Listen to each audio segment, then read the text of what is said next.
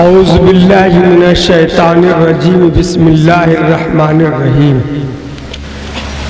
لقد کان فی رسول اللہ اسوۃ حسنہ وقال اللہ تعالی فی موضع آخر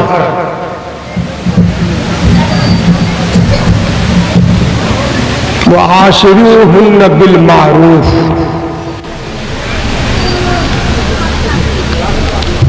میرے دینی بھائیوں، آج کا یہ اجلاس ایک تعلیم نسواں کے ادارے سے تعلق رکھتا ہے اور آپ کا جلسے کا عنوان بھی دو ہے، سیرت النبی صلی اللہ علیہ وسلم اور تعلیم نسواں۔ اسی دونوں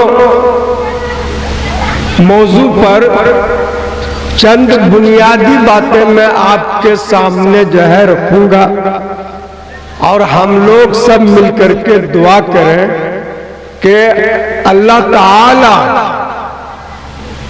ہم لوگوں کے دل میں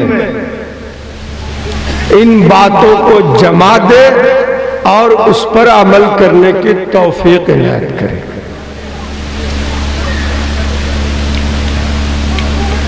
اللہ رب العزت نے زمین و آسمان پیدا کیا، اس کو بسایا،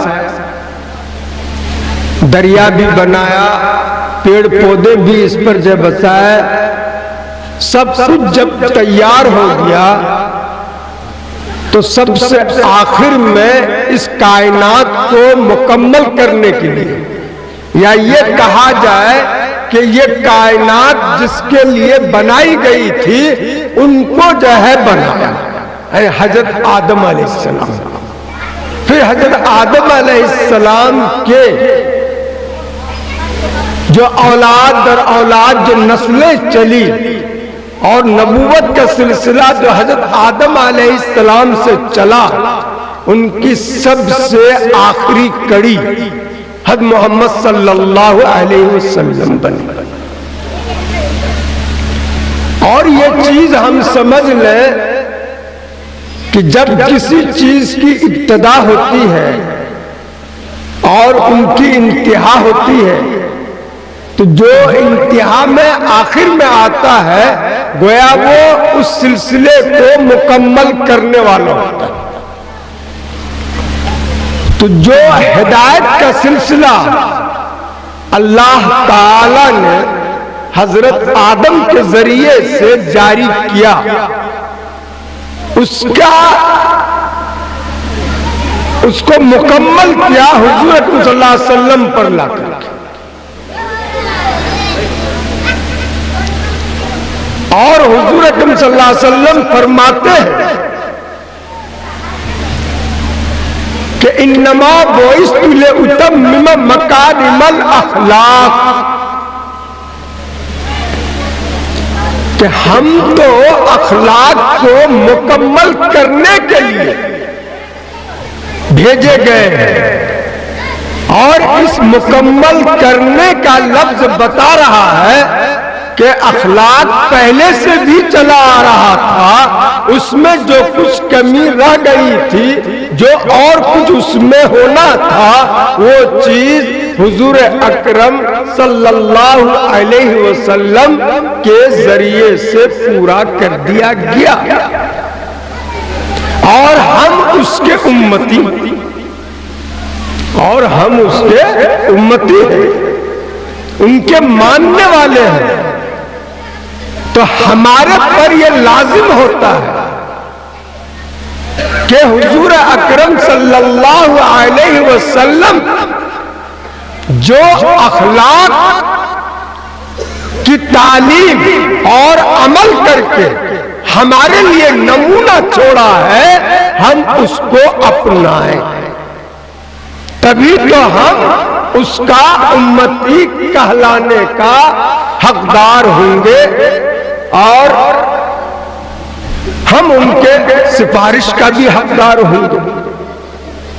دیکھیے یہ جو بات آئی کہ اخلاق پہلے سے بھی آ رہا تھا لیکن حضور نے مکمل کر دیا. مثال کے طور پر قرآن میں آیا ہے حضور کے بارے میں کہ انک لعلی خلق عظیم، کہ بے شک آپ خلق عظیم پر ہیں، یعنی آپ کو اللہ نے اخلاق عظیمات سے نوازا. اخلاق کی تین قسمیں، تین درجہ ہے. سب سے معمولی درجے کا اخلاق یہ ہے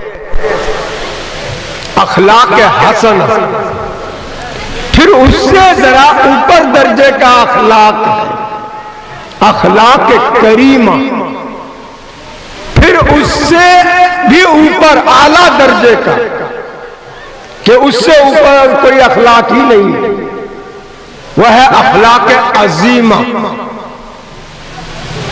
حضرت موسیٰ علیہ السلام جو حضور اکرم صلی اللہ علیہ وسلم سے پہلے تھے، حضرت عیسیٰ علیہ السلام سے بھی پہلے تھے، ان کو اللہ نے اخلاق حسنہ سے نوازا اور حضرت عیسیٰ علیہ السلام کو اخلاق کریمہ سے نوازا اور حضور اکرم صلی اللہ علیہ وسلم کو اخلاق عظیمہ سے نوازا. اور یہ بات بھی ہماری ذہن میں رہے کہ جو اوپر ہوتا ہے، جو اعلیٰ درجے کی چیز ہوتی ہے، تو اس میں ان کا ادنا اور اوسط بھی داخل ہوتا ہے.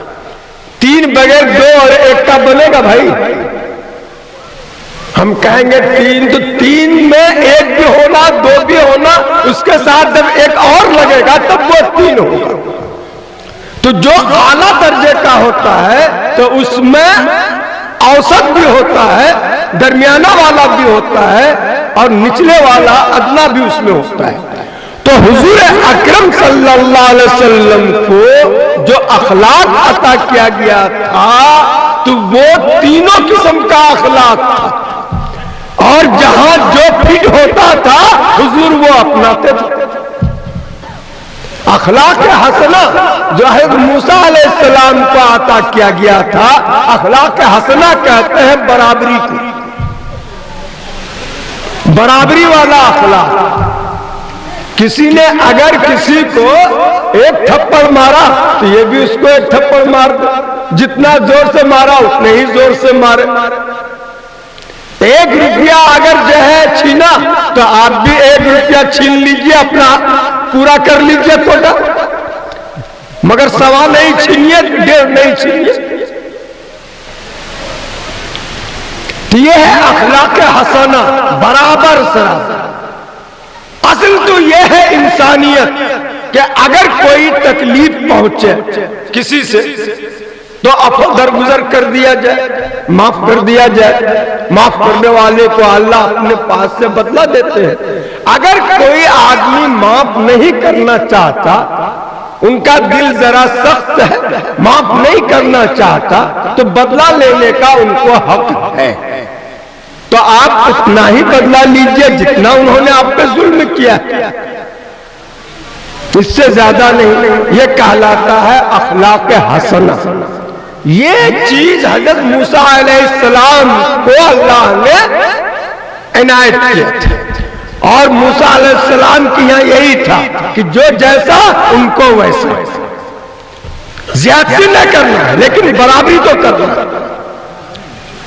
اس سے ذرا اوپر درجے کا اخلاق حضرت عیسیٰ علیہ السلام کو ملا تھا، وہ ہے اخلاق کریمہ، کہ اگر کسی نے مارا تو اس کو معاف کر دیا جائے. اگر کسی نے کوئی چیز لے لی تو حلال کر دیا جائے اس کے لیے. ایک بزرگ تھے مکہ میں،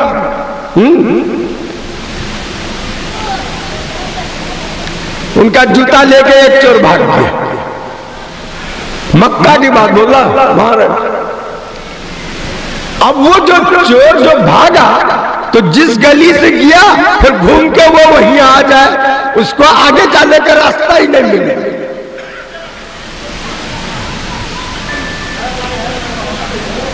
وہ چور عاجز آ کر کے وہ جوتا چھوڑ کے چلا گیا. ایک دوسرے بزرگ تھے، ان کا جو ہے جوتا لے کے گیا تو چلا گیا. تو اس خادموں نے پوچھا کہ حضور ماجرا کیا ہے؟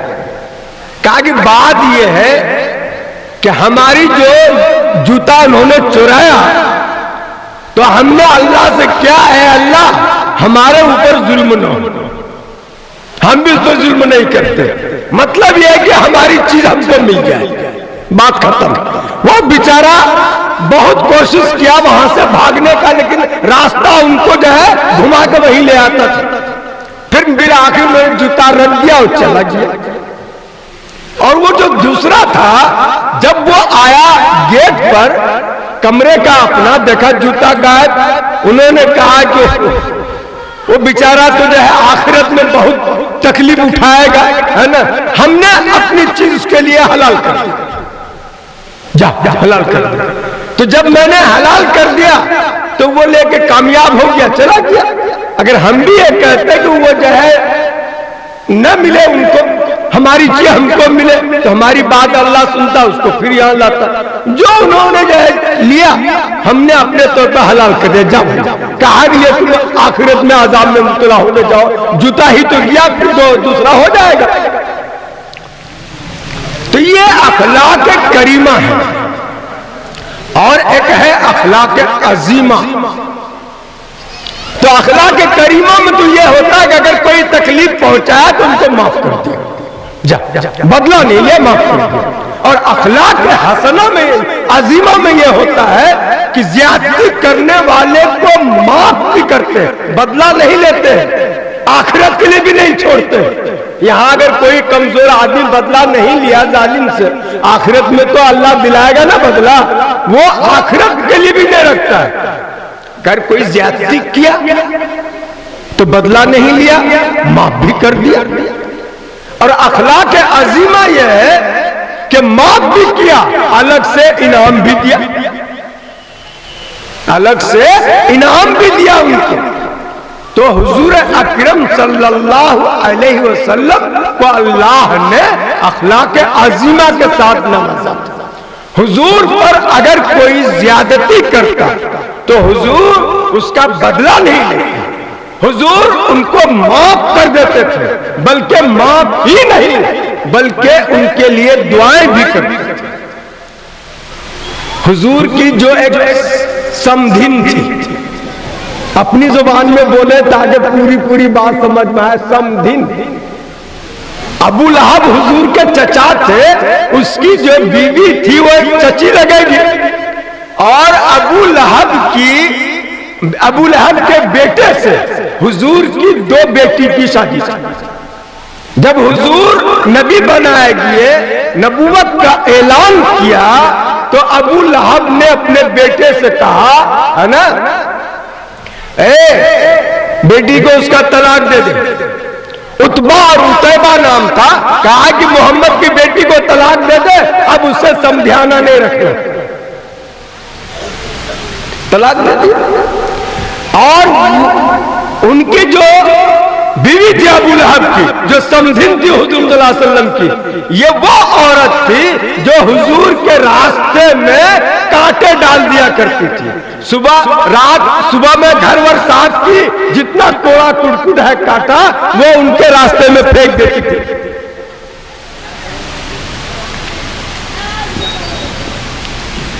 تو ایک بار حضور اکرم صلی اللہ علیہ وسلم کی طبیعت بھی ناساز ہو گئی، تو تہجد کے لیے نہیں اٹھے. تو جب 2-3 روز ہو گیا تو وہ ان کی سمدھن جو ہے کہتی ہے، اس کو اورا کے نام سے لوگ جانتے تھے، نام تو دوسرا تھا، اورا بھینگی. جس کا آنکھ جو ہے چھوٹا بڑا ہوتا نا، تو وہ کہنے لگی محمد ایسا لگتا ہے کہ تیرا شیطان نے تجھ کو چھوڑ دیا۔ وہ جو تم بولتے ہو نا، تو کوئی جن کوئی شیطان تمہارے اوپر آتا ہے، اسی کو تم جو ہے کیا اللہ کے بات کہہ کے لوگوں کو کہتا، انداز لگتا ہے کہ تم کو وہ چھوڑ کے چلا گیا، اس لیے 2-3 روز سے تمہاری جو ہے بھور میں آواز نہیں سنتی۔ تو اللہ نے اس کے جواب میں یہ نکالا، وَالضُّحَىٰ وَاللَّيْلِ إِذَا سَجَىٰ وَمَا وَدَّعَكَ رَبُّكَ وَمَا قَلَىٰ۔ قسم ہے چاشت کی، قسم ہے رات کی، اللہ نے آپ کو چھوڑا نہیں ہے، نہ اللہ آپ سے ناراض ہوا ہے، چھوڑا نہیں نہ ناراض ہوا ہے۔ تو کہنا یہ ہے کہ جب وہ ابو لہب کی بیوی اورا، جو اس کی چچی بھی تھی سمجھن بھی تھی، وہ راستے میں کانٹے بچھایا کرتی تھی اور کوڑا کرکٹ ڈالا کرتی تھی، جب وہ ایک بار بیمار پڑ گئی، حضور کے راستے میں کانٹا نظر نہیں آیا، کوڑا کرکٹ نظر نہیں آیا، تو حضور کو پریشانی ہوئی کہ کیا بات ہے نا، تو ان کے یہاں گئے خیریت پوچھنے کے لیے، معلوم ہوا کہ وہ بیمار ہے، تو اس کی عادت کے لیے گئے۔ تو یہ اخلاق تھا حضور کا کہ گالی دینے والوں کو بھی یہ حضور جو ہے دعائیں دیتے تھے، راستے میں کانٹے بچھانے والوں کے بھی عیادت کرتے تھے، جا کر مزاج چاہے کیا پوچھتے تھے۔ ایک آدمی دلی میں ایک بزرگ کے پاس پہنچا، بزرگ نے کہا کہ بھائی دیکھو اخلاق 3 طرح کا ہوتا ہے، اب تمہارا مزاج کیسا ہے وہ ہم کیا کہیں تم سے؟ تو بتایا ان کو کہ اخلاق حسنہ یہ ہے بدلہ لے لو جتنا تمہارے پاس جاتی ہوئی، اور اخلاق کریمہ یہ ہے کہ معاف کر دو، اور اخلاق عظیمہ یہ ہے کہ معاف بھی کرو کچھ انعام بھی دو۔ تو بلا حضرت سمجھ میں نہیں آ رہی، کیا سمجھ میں نہیں آ رہی؟ چلا جا دلی کی فلاں مسجد میں، وہاں تم کو 2-3 آدمی بیٹھا ہوا ملے گا، ہے نا، اور سب کو جا کے ایک ایک مارنا، تم کو سمجھ میں آ جائے گا۔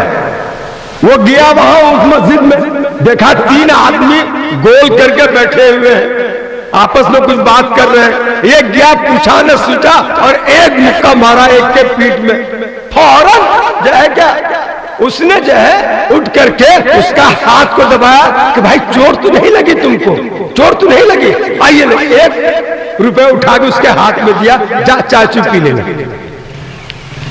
اس کے بعد وہ دوسرے کو مارا، تو دوسرے کو مارا تو وہ اٹھ کے کھڑا ہوا، ہاتھ بات سہلا دیا کہ بھائی چوٹ تو نہیں لگی، اچھا جا جا، بات ختم، بدلہ نہیں لیا اس نے، نہ کچھ دیا ان کو۔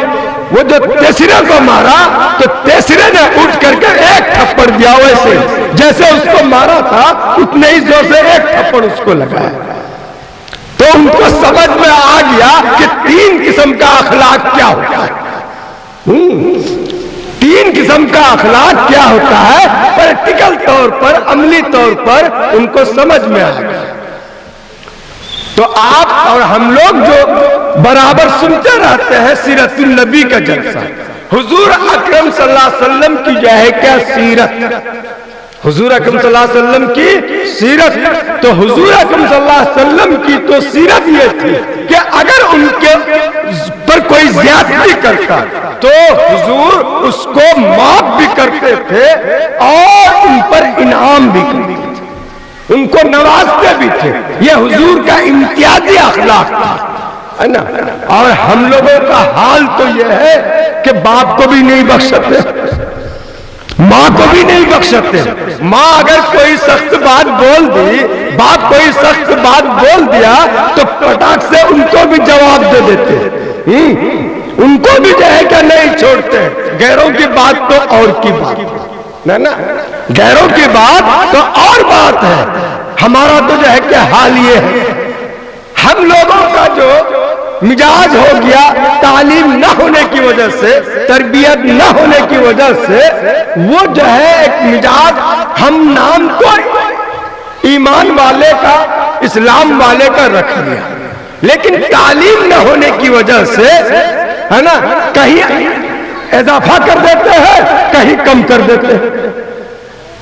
محبت میں آ گئے تو 4 رکعت کے بجائے 5 رکعت پڑھ لیا، اور جب جو ہے کوتاہی کیا تو 4 کے بجائے 3 ہی پڑھ کے چل دیا۔ آپ سوچتے ہوئے کہیں ایسا بھی ہوتا ہے؟ اگر وہ نماز جس میں دل حاضر نہ ہو، ہے نا، خدا کے سامنے کھڑے ہو کے پھر بھی خدا کا یہ طرف دھیان نہ ہو، تو وہاں کھڑا ہونا ہوا؟ کچھ بھی نہیں ہوا۔ ایک مولوی صاحب نماز پڑھا رہے تھے اور اتفاق سے جو ہے کہ سلام پھیر دیا، تو ایک مقتدی نے کہا کہ مولوی صاحب آپ تو 3 ہی رکعت نماز پڑھا۔ امام صاحب کہا کہ 3 نہیں، ہم 4 پڑھائیں، پوری ہم کو یاد ہے۔ اس جو کہا تھا 3 پڑھائے ہیں، ان کے بغل میں ایک بہت جو ہے موٹا تگڑا قسم کا جو ہے تاجر بیٹھا ہوا تھا، کہ مولوی صاحب ٹھیک تو یہ کہہ رہے ہیں 3 ہی پڑھایا آپ نے، 4 نہیں پڑھایا ہے،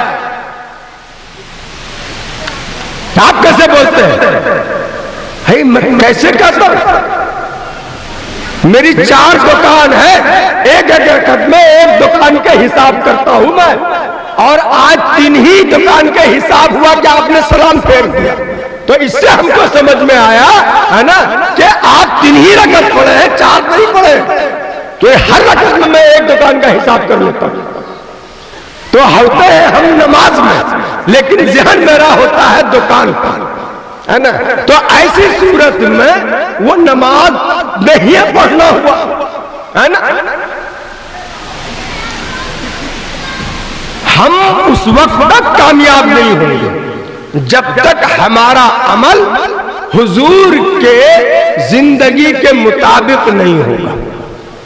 نہ اس میں زیادہ کرنا ہے، نہ اس میں کم کرنا ہے۔ 4 رکعت اگر نماز ہے تو 4 ہی پڑھنا ہے، نہ 3 کرنا ہے، نہ جو ہے 5 کرنا ہے۔ تبھی تو ہمارا عمل حضور کے عمل کے مطابق ہوگا اور وہ صحیح ہوگا۔ تو حضور اکرم صلی اللہ علیہ وسلم کو اللہ نے اس دنیا میں بھیجا ہی اسی لیے تھا تاکہ تعلیم کے مطابق وہ عمل کر کے لوگوں کو دکھائے اور عملی نمونہ بھی ان کے سامنے جو ہے پیش کرے، ہے نا، اور اس پر عمل کر کے دکھا کے ان کو جو ہے تیار کرے اور بعد والوں کے لیے جو ہے وہ نمونہ بنے۔ تو اسی لیے حضور نے کو اللہ نے مبعوث کیا تھا۔ ایک مرتبہ حضرت امیر معاویہ رضی اللہ تعالی عنہ بیت اللہ کا طواف کر رہے تھے۔ انہوں نے بیت اللہ کا چاروں کونے کا بوسہ لیا، جیسے حجر اسود کا بوسہ لیتے ہیں نا، تو چاروں کونے کا بوسہ لیا۔ حضرت عبداللہ بن زبیر نے کہا کہ معاویہ چاروں کونے کا بوسہ نہیں جو ہے لینا چاہیے، حضور نے تو حجر اسود رکن یمانی ہی کا بوسہ لیا تھا، تم چاروں کا کیسے بوسہ لیتے ہو؟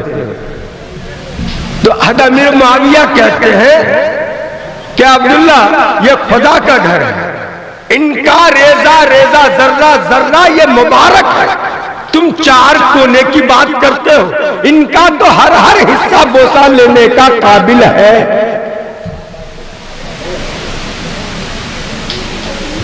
عقیدت، ایمانی جوش اللہ کے گھر کے ساتھ انہوں نے کہا کہ ہر حصہ ان کا بوسہ لینے کا قابل ہے، چومنے کے قابل ہے، تم 4 کونے کے چومنے پر اعتراض کرتے ہو۔ تو حضرت عبداللہ بن زبیر نے کہا لقد کان فی رسول اللہ اسوۃ حسنہ، کہ اللہ کے رسول میں اسوہ حسنہ ہے، اس سے بہتر اور کوئی نہیں ہے۔ فوراً حضرت امیر معاویہ مان گئے، مان گئے، اس لیے کہ جب قرآن کہہ رہا ہے کہ سب سے بہتر نمونہ اور عمل وہ ہے جو حضور نے کیا، حضور 2 کا بوسہ لیا تھا، اگر تم نے 1 کا لیا تو کم کیا، اگر 2 سے زیادہ کیا تو زیادہ کیا، اور اسوہ رسول پر پورا نہیں ہوئی۔ اس لیے تم کو محبت کعبہ سے مبارک ہو، لیکن عمل وہی ہوگا جو حضور نے کر کے دکھایا۔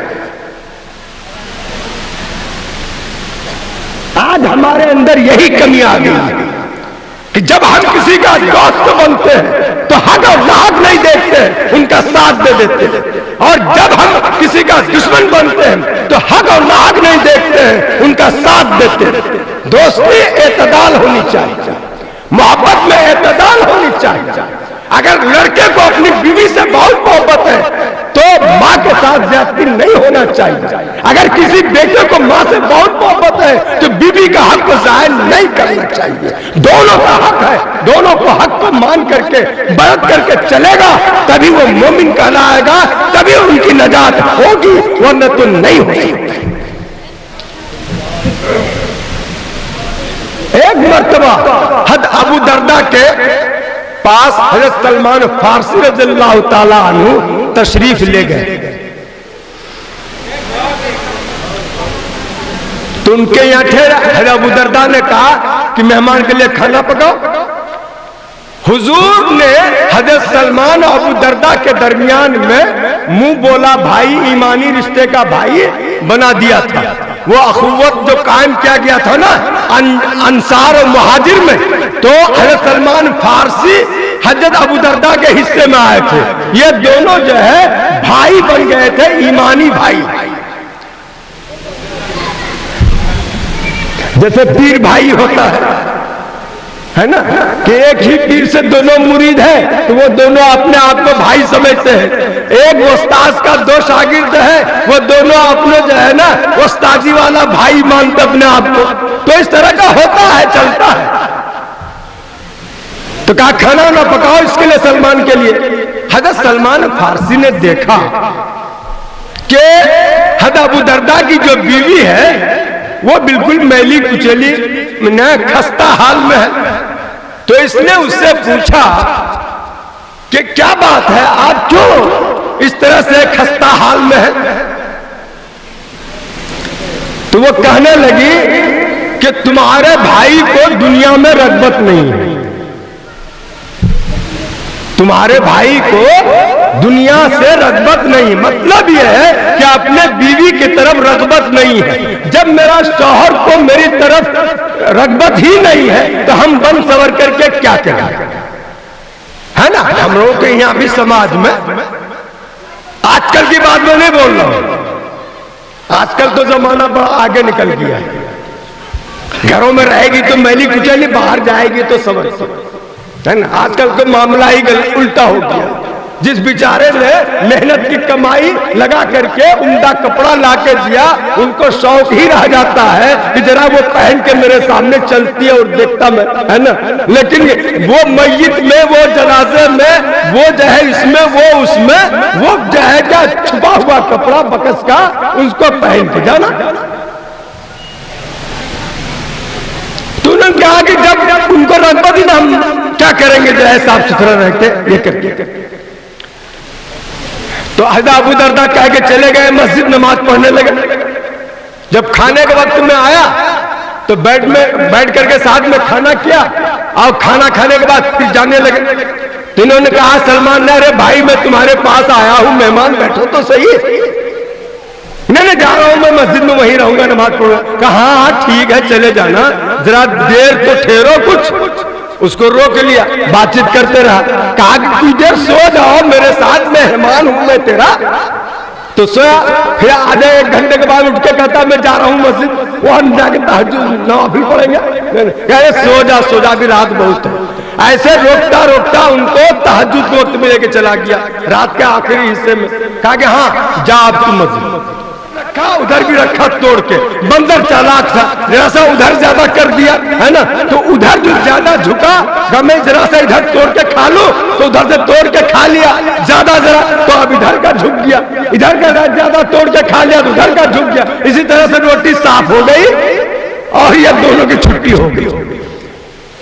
یہی ہوگا، آپ نیکیوں کا ڈھیر لے کے جائیں گے لیکن ڈگی آئے گی کہ انہوں نے میرا حق ضائع کیا، دوست آئے گا کہ انہوں نے میرا یہ حق ضائع کیا، سب بانٹ لیں گے ہے نا، آپ خالی رہ جائیں گے۔ اس لیے کامل مومن اس وقت تک نہیں بن سکتا ہے جب تک کہ تمام حقوق کو آدمی ادا نہ کرے۔ دوسری چیز تعلیم نسواں کے متعلق ہے، حضرت تشریف لے آیا ہے اس لیے میں ایک دو بات کہہ کے آپ سے رخصت ہوں گا۔ تعلیم تو ہر انسان پر فرض ہے، عورت ہو کہ مرد ہو، بغیر تعلیم کے عمل کرنا بھی جو ہے کیا مشکل ہے، کر ہی نہیں سکتا ہے۔ حضور اکرم صلی اللہ علیہ وسلم نے کئی شادیاں کی، بیک وقت جو ہے ان کے پاس 9 بیویاں رہیں، یہ خواہشات کو پورا کرنے کے لیے نہیں تھے، یہ عورتوں میں تعلیم پھیلانے کے لیے، عورتوں میں تعلیم پھیلانے کے لیے تھا۔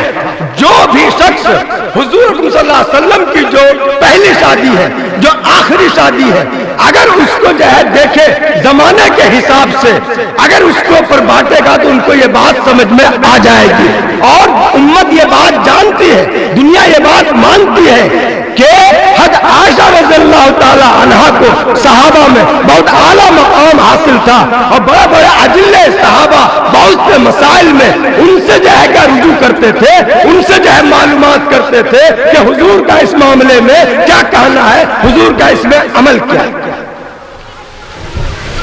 تو تعلیم نسواں یہ بہت ضروری ہے، لیکن اس میں اس بات کو ہم یاد رکھیں کہ تعلیم کا مقصد کیا ہے۔ تعلیم کا مقصد ہے کہ تعلیم حاصل کرنے والا اپنے ذمہ داری، اپنے فرائض کو سمجھے کہ میری ذمہ داری کیا ہے اور میرا اوپر فرض کیا ہے، وہ ان کو سمجھے، ان کو ادا کر سکے۔ یہ جو ہے تعلیم کا اصل مقصد ہے۔ تعلیم کا مقصد نوکری نہیں ہے، وہ تو ایک ضمنی چیز ہے۔ تو ایک عورت کی جب آپ تعلیم دیتے ہیں تو عورت کی تعلیم میں 4 پہلو کو خاص طور سے جو ہے ملحوظ رکھیے کہ عورت کا 4 ہی جو ہے کیا رول ہے بنیادی طور پر، کہ وہ بیٹی ہوتی ہے، وہ بہن ہوتی ہے، وہ ماں ہوتی ہے، وہ بیوی ہوتی ہے۔ بحیثیت بیٹی کا اس پر کیا فرض ہے اور کیا ان کا حق ہے باپ پر، بحیثیت بہن کا اس پر کیا فرض ہے اور بھائی کا کیا حق ہے اس کے اوپر، بحیثیت بیوی کا ان پر کیا فرض ہے، شوہر پر کیا حق ہے ان کا، بحیثیت ماں کا ان پر کیا فرض ہے اور ماں کا کیا حق ہے اولاد پر۔ جب تک حقوق اور فرائض کا ان کو تعلیم نہیں ہوگی اس وقت تک یہ تعلیم ناقص رہے گی۔ ہم یہ سمجھتے ہیں کہ عورتوں کو تعلیم دلا کر کے ہم نے جو ہے کیا نوکری دلا دیا اور کوئی لڑکا بھی ایسا مل گیا جو باب العظمت ہے تو ہم کامیاب ہیں۔ شاید ہم میں سے ایسے لوگ بہت کم ہوں گے جو ایسے جوڑوں کی زندگی کا اپنی آنکھوں سے حال نہیں دیکھ رہے، حال نہیں دیکھ رہے۔ وہ گھر پریشان ہے جس گھر میں دونوں ملازم ہیں، بیوی بھی ٹیچر اور شوہر بھی ٹیچر، دونوں پریشان ہیں، ان کا خاندان برباد ہے، ان بچوں کی تربیت نہیں ہو پاتی ہے۔ پیسہ ہو جانے سے کیا انسان بن جائے گا؟ پیسہ انسان نہیں بناتا، انسان بناتا ہے تعلیم، انسان بناتی ہے تربیت۔ جب تک ماں نیک نہیں ہوگی، جب تک باپ نیک نہیں ہوگا تو ان کے کوکھ سے پیدا ہونے والا بچہ، ان کے آگوش میں پیدا ہونے والا بچہ، ان کے زیر نگرانی پلنے والا بچہ دیندار نہیں ہو سکتا ہے۔ اگر ماں جو ہے کیا دیندار ہوگی تو شیخ عبد القادر جیلانی رحمۃ اللہ علیہ پیدا ہوں گے۔ اگر ماں جو ہے کیا نیک ہوگی تو بختیار کاکی جو ہے کیا پیدا ہوگا، اور اگر ماں جو ہے کہ سمجھدار ہوگی تو امام غزالی، امام احمد غزالی جیسے لوگوں کے درمیان میں ایسا فیصلہ کرے گی کہ دونوں بیٹے کو قابل قبول ہوگا۔ آج ہم لوگ تعلیم کے نام پر جہالت کی طرف دوڑ رہے ہیں۔ وہ تعلیم جس کے اندر انسانیت کا درس نہیں ہے، وہ تعلیم نہیں، وہ انسان کو جانور بناتا ہے۔ اللہ کرے کہ ہم سبھوں کو حضور صلی اللہ علیہ وسلم کی سیرت اور تعلیم کا جو اسلامی نقطہ نگاہ ہے اس کے مطابق دینے کا، اپنے بچیوں کو اس سانچے پر ڈھالنے کی توفیق عنایت کرے۔